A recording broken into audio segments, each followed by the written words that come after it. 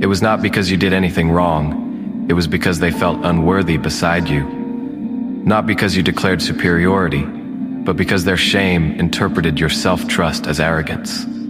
They resented that you moved through the world with conviction they had never earned, that your strength was quiet and effortless, that you did not need to announce your depth, you simply embodied it. And every time you shined, they felt dimmer by comparison. Not because you tried to outshine them, but because they had never learned to source their own light. So they played a game they thought you could not see, a game of subtle diminishment, praise followed by undercut, affirmation followed by distance, proximity that always came with a price.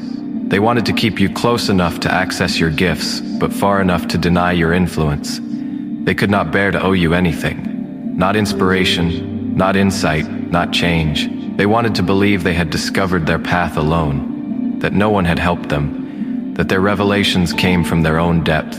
But you were always there, in the room, in the moment, in the shift, even when they pretended you were not. And when you began to notice, when you began to name it, they said you were imagining things, that you were too sensitive, that you were making it about you.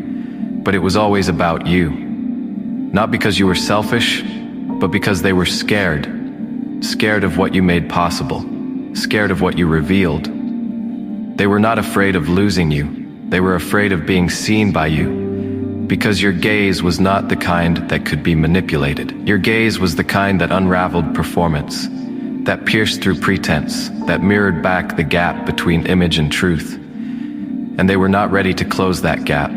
So instead, they tried to widen it between you.